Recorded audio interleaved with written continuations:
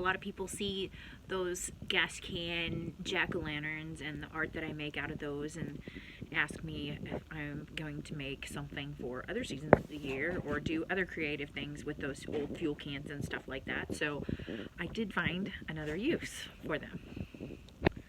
Those old mobile fuel cans, you don't see very many of them, but they have that red Pegasus on them. So I had one of those and I cut the Pegasus out of those and I did something cool with those. And then I also cut the emblems off of a Texaco can. And so I thought I'd show you what I've been doing with them. And I've got a tutorial sort of video to show you how I did it. So here's one of the Texaco necklaces. So this is not just a one-sided thing. I did it front and back in case it got turned around. But this is pretty cool. I love that this is all beat up and then it's got all this shiny stuff on it. And then I did this cool, they're like onyx looking, I think they call it ebony, rosary chain. And then on the back I did an eagle, and the back side of these were earrings that I used for these. And the back side of them looks pretty cool, and it's just kind of a shiny black color. So all of it together looks really nice.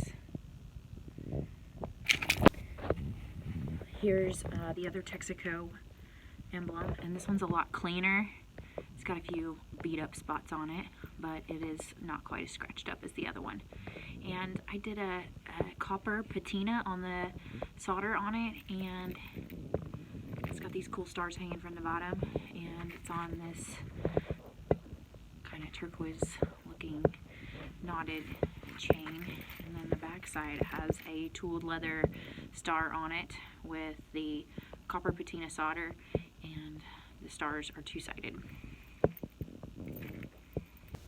Here's one of the ExxonMobil Pegasus emblems, and I used a black patina on the solder and this cool, like, really gaudy necklace that I took apart, and I made it, I used two pieces of it to make it two-sided, so it looks cool on the back side too. It's on the ebony rosary chain.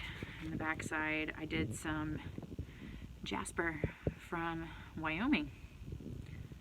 It's really pretty, and I used that black solder patina, and there's the cool necklace piece. So just the right amount of shiny.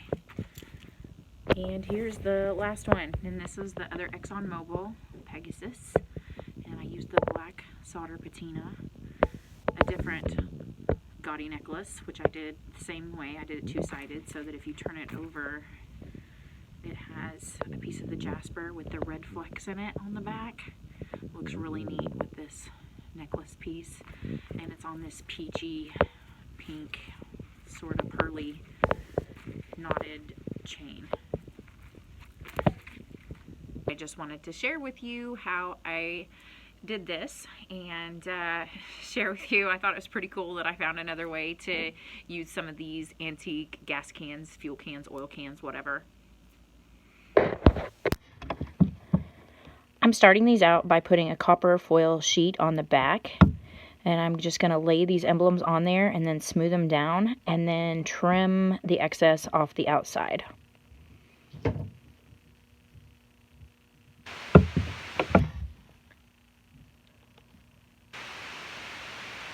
So after I trim the excess off, where I just set that emblem on that package that says Studio Pro, that is stained glass foiling tape. And I'm going to put that around the outside edge, and I'm going to lay it perpendicular to the emblem and then smooth it down around the edge. So here I already have that done, and I'm applying soldering paste flux. So you can have too little flux, but you really can't have too much. If you get too little, it's no big deal. You're just going to have to go back and reapply and put a little bit more solder on. But too much is not a big deal. Now I'm wearing gloves here, and it's because the soldering paste dries my fingers out, and it'll crack it around my fingernails. Every now and again, in this video, after I start soldering, you'll see me dip my iron into that little tin there, and then I'll rub the tip on a yellow sponge underneath, and that cleans off the burnt solder. Now here I'm using that wire that is jewelry solder, and what it is it's a higher percentage of tin than lead, and it's made specifically for making jewelry. I'm not getting fancy, I'm not doing any finish, all I'm doing is applying a first layer of solder. Because as I work later, you'll see I smooth things out and do the finish.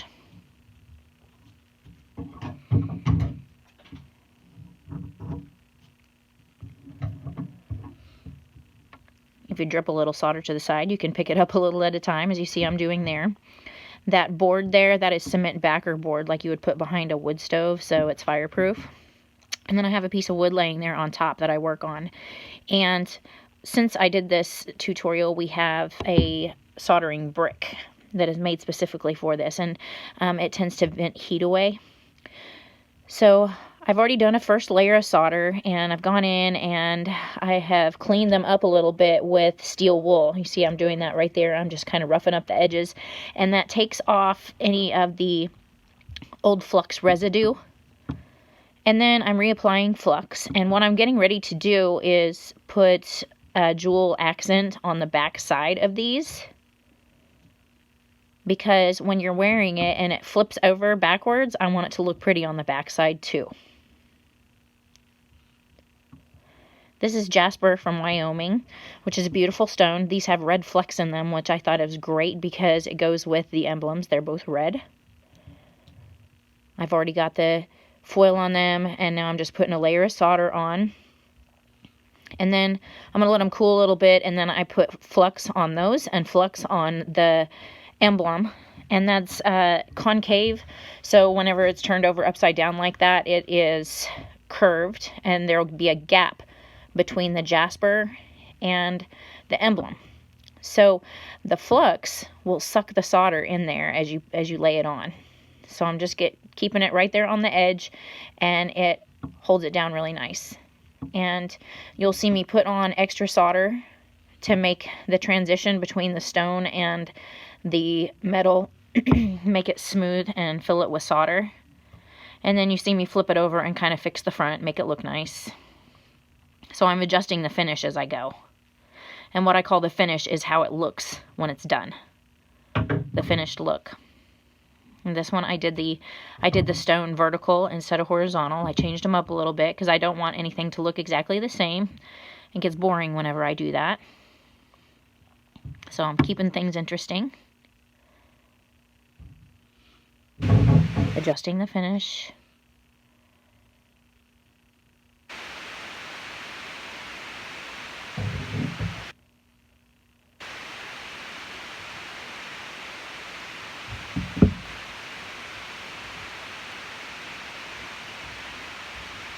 I did this video about a week ago, and I was open, so I'm still a baby in terms of video production, so you might see a couple 20-second gaps of lag time where I didn't get it edited out, and it's because a customer came in.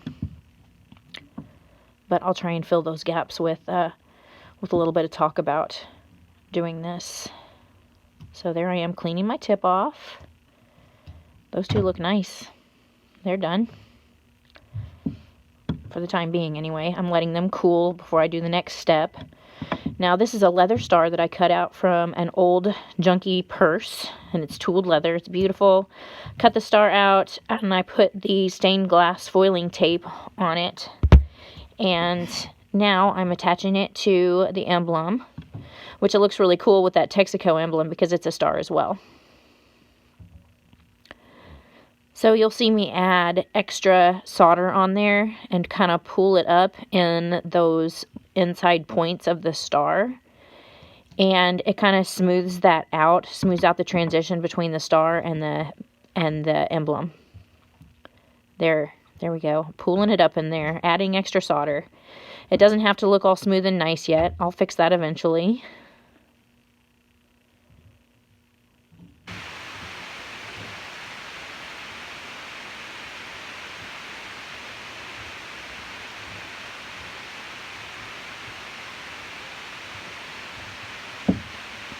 Now, I have pretty calloused hands, and you'll see me handling this stuff like constant, but I would recommend wearing a glove on the hand that you're handling the jewelry piece with. Like, there's my dog paying me a visit. But like I said, my hands are very calloused, so I can handle hot things without hurting myself, but I would recommend you use some gloves.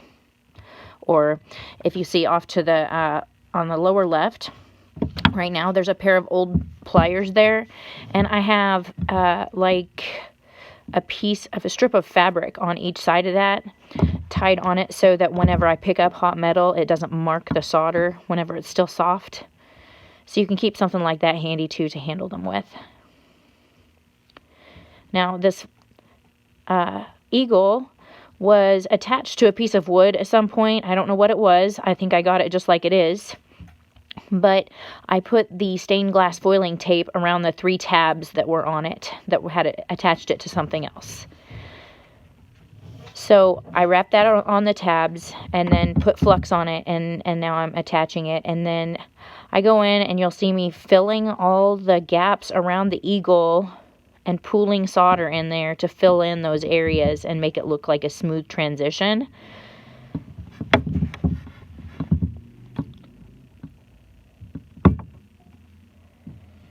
There I used a jewelry hammer to kind of flatten down that area where that tab is.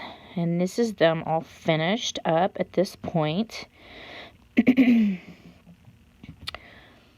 So I'm adding rings so that we can attach them to a necklace, and then I'm going to add rings at the bottom of each one so that I can add a jewelry component at the bottom. Okay, so you'll see after a bit in this video, I go in and I rearrange all those. So when you put these on there, it's not a permanent thing. You can go in and you can actually take it off and move it really easily. All you have to do is get a hold of the ring with a pair of pliers and then heat up the solder around it, and it'll come right off, and you can place it where you need it. And what I'm doing here is cutting jump rings in half. So it's half of a ring, and I'm going to attach those to the bottom of the emblems so that I can hang jewelry components from the bottom.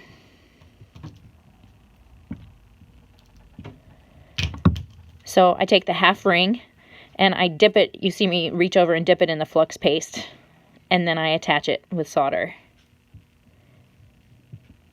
Using a half ring actually makes a better joint than using a full ring and hanging it over the back. With the half ring, you can put it right out there on the edge,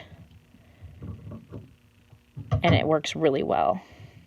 So you can see there, I'm working on the finish on the eagle. I've got the rings on there, so now I'm adding more solder around him to fill in the gaps. And then I'm going to heat it all up and smooth it out and make it all look pretty smooth.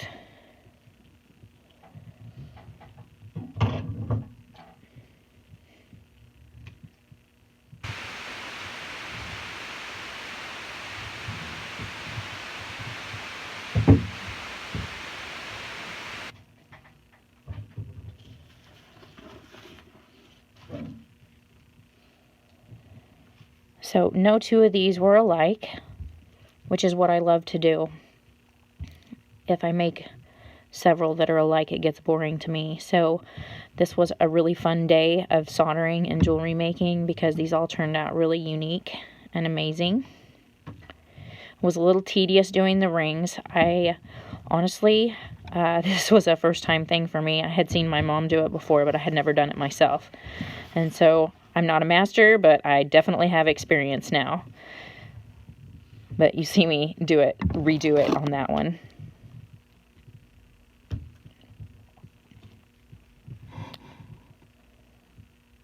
So there they all are with rings on them. Now I'm going to apply patina, and this is specifically made for solder, and this is the black.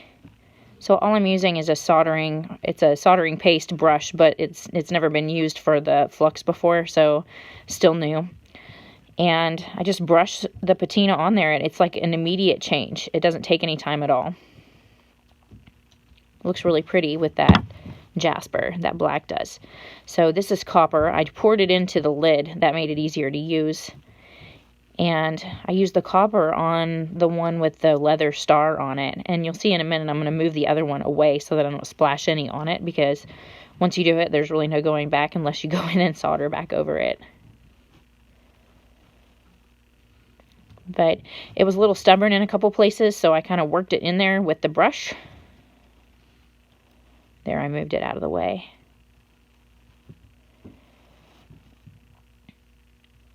Now, when I was done, I just poured the patina back into the bottle and sealed it up.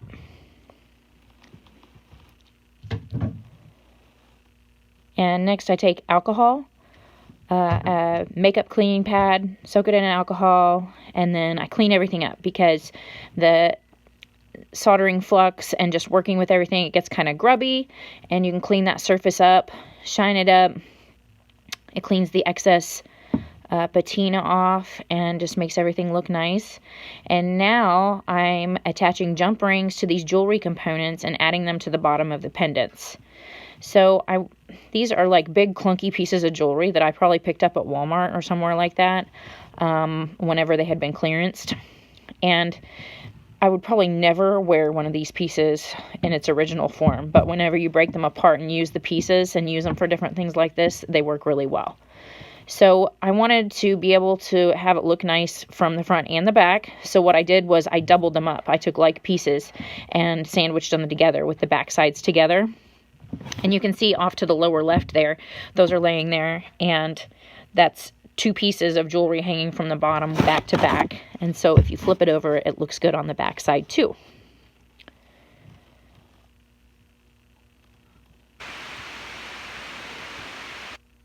On this one, I used earrings. The front side is shiny rhinestones. The back side is a nice smooth onyx look, and you saw that in the very beginning when I was showing you these. I'm attaching the rosary chain now. All I did was open the hooks on the end and attached it to that jump. Thanks for watching my tutorial. I hope you learned something new today.